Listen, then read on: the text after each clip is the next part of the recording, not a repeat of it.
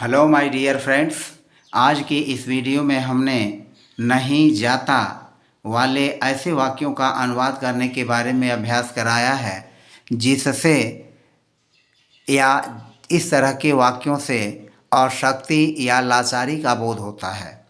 इस तरह के वाक्य लाचारी को व्यक्त करते हैं। जो हमने वाक्य लिया है, तो इस तरह के वाक्य जो लाचारी को बोध कराते हैं या अशक्ति का बोध कराते हैं, तो इनकी बनावट में जो होता है वह संज्ञा या सर्वनाम आता है।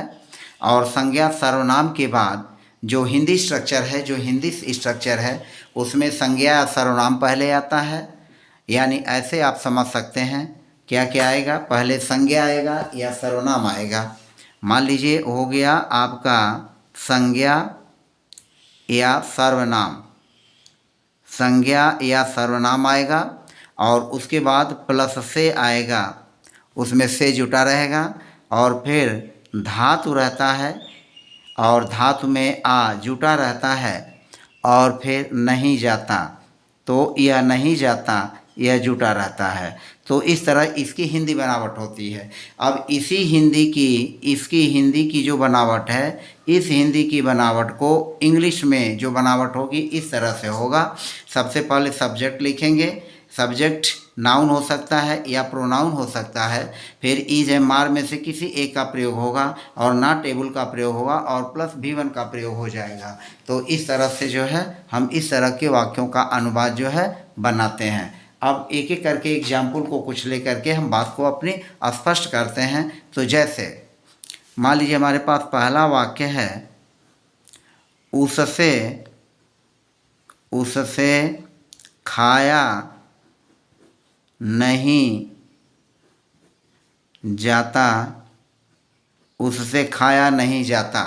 तो उससे खाया नहीं जाता, इसका मतलब हुआ कि वह खाने में समर्थ नहीं है, यानी वह उसमें खाने की क्षमता नहीं, वो खा नहीं पा रहा है। तो उससे खाया नहीं जाता है, तो हम पहले लिखेंगे ही और ही चूँकि सिंगुलर है तो इज हो जाएगा, ही इज़।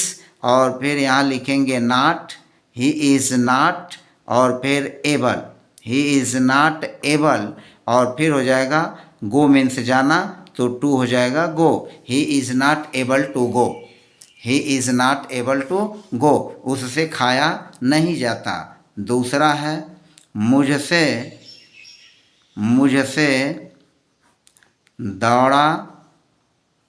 मुझसे दौड़ा नहीं जाया जाता।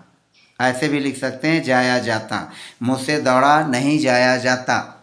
हम इसको ऐसे भी बना सकते हैं, मुझसे दौड़ा नहीं जाया जाता।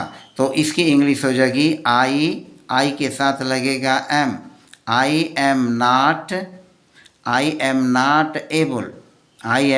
एबल टू और फिर लिख लेंगे run, I am not able to run, मुझसे दौड़ा नहीं जाया जाता, यानी मैं दौड़ने में समर्थ नहीं हूँ। I am not able to run, he is not able to go, वह जाने में समर्थ नहीं है, उससे खाया नहीं जाता। तो इस तरह के वाक्यों का अनुवाद जो है हम इस तरह से करते हैं। तीसरा वाक्य है, मुझसे बोला नहीं जाता, मुझसे बोला नहीं जाता। यहाँ लिखा गया है मुझसे बोला नहीं जाता, तो मुझसे का हो जाएगा सब्जेक्ट आई और आई के साथ एम का यूज कर लेंगे, आई एम और फिर हो जाएगा नॉट, आई एम नॉट और फिर एबल का प्रयोग। तो I am not able to speak, I am not able to speak, I am not able to speak. तो नहीं जाता के लिए लिखेंगे नॉट एबल टू और फिर जो मेन वर्ब है हम मेन वर्ब को लिख लेंगे, उसके फर्स्ट फॉर्म को लिख लेंगे। तो सब्जेक्ट हुआ मुझसे, यह पहला हो जाएगा आई और आई के साथ एम हो जाएगा और फिर नॉट एबल टू तो नहीं जाता, नॉट एबल टू और फिर बोला के लिए स्पीक हो जाएगा। चौथा वाक्य लेते हैं, उससे बैठा नहीं जाता, उससे बैठा, उससे बैठा नहीं जाता, उससे बैठा नहीं जाता, तो हम ही या शी कोई भी प्रयोग कर सकते हैं। तो he is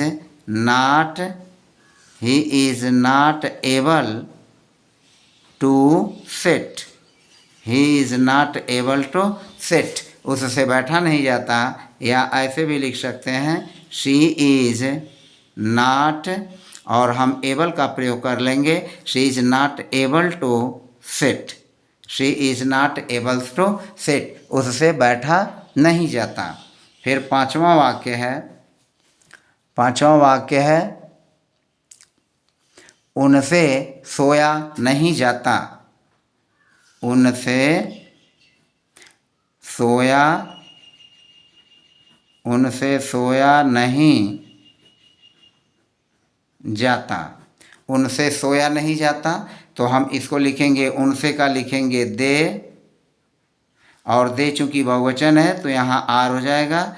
they are not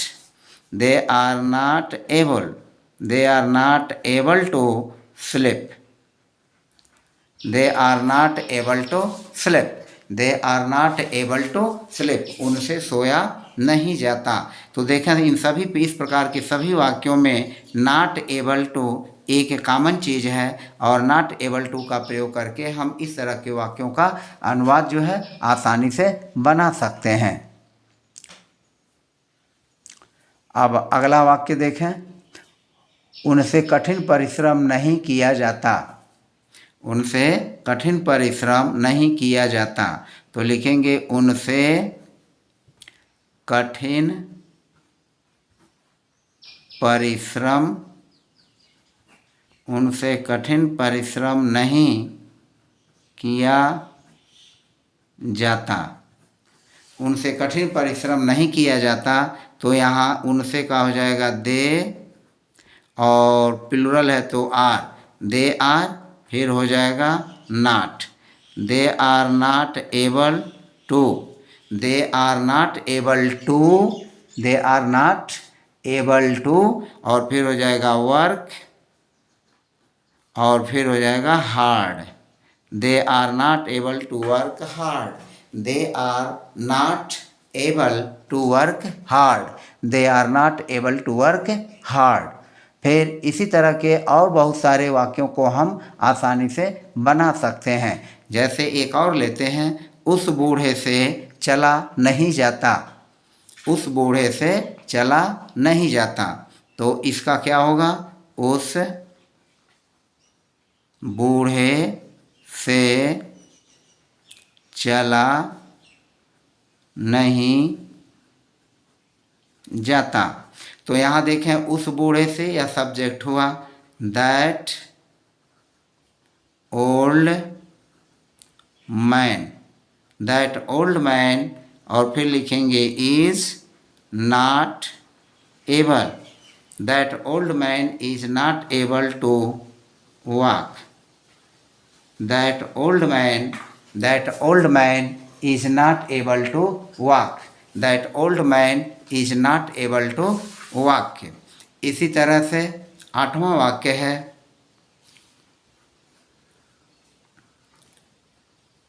उनको खाया नहीं जाता, उनको खाया नहीं जाता। तो उनको सब्जेक्ट हो जाएगा, हम लिखेंगे दे, और चूंकि यहाँ बहुवचन है दे, तो they are not able to eat, उनसे खाया नहीं जाता, they are not able to eat, they are not able to eat. अब आठवां के बाद हम नौवां वाक्य लेते हैं, और नौवें वाक्य में जो है हम कुछ इस तरह से लिखते हैं, वह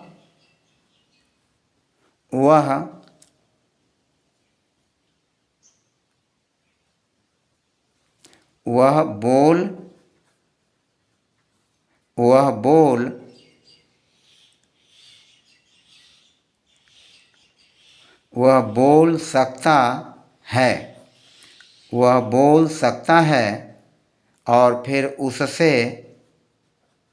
उससे बोला नहीं जाता है। अब इन दोनों वाक्यों के भाव को हम थोड़ा क्लियर करते हैं। वह बोल सकता है, अगर हम इसको लिख सकते हैं कि ही कैन स्पीक, हम ये भी लिख सकते हैं।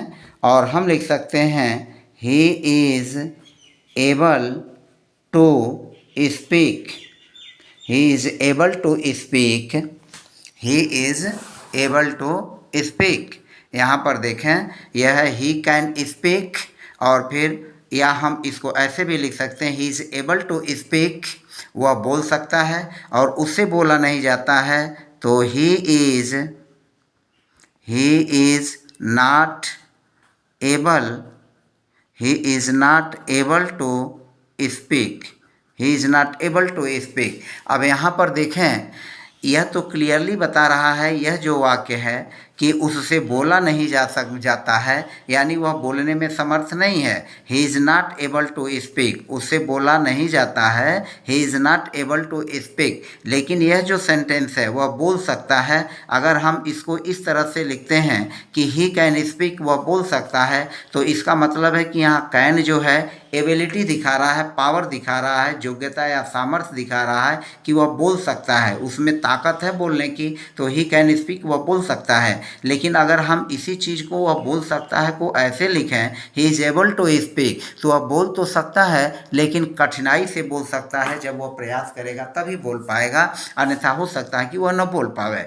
तो इन दोनों में यही अंतर है। वह बोल सकता है कि इंग्लिश अगर हम यह लिखते हैं ही कैन स्पीक, तो इसका मतलब हुआ कि उसकी बोलने में क्षमता है, पावर है। और he is able to speak का मतलब हुआ कि वह बोल सकता है, यानी वह बोल तो सकता है लेकिन कठिनाई के साथ बोल सकता है। और he is not able to speak का मतलब हुआ कि वह बिल्कुल ही नहीं बोल सकता है, यानी उससे बोला नहीं जाता है, वो बोलने में समर्थ नहीं है। तो इस तरह से आप 9 वाक्यों के माध्यम से आपने देखा कि हमने कैन ने जो है नॉट एबल टू का प्रयोग करके और इस तरह के कुछ सेंटेंसेज का अभ्यास कराए, जिनको आप डेली लाइफ में बोलते हैं, डे टू डे लाइफ में बोलते हैं। तो फिलहाल आपको इस वीडियो में बने रहने के लिए बहुत बहुत धन्यवाद। ये चैनल पर नए हैं तो चैनल को लाइक, सब्सक्राइब और कमेंट करना न भूलें। और आप कमेंट करना भूल जाते हैं और लाइक करना भूल जाते हैं तो प्लीज़ कमेंट और लाइक अवश्य करें, प्रेस बेल आइकन अवश्य करें। लाइक और प्रेस बेल आइकन करने में आपका अधिक से अधिक 30 सेकंड से भी ज़्यादा का समय नहीं लगता है। तो फिलहाल वीडियो को देखने के लिए बहुत बहुत धन्यवाद।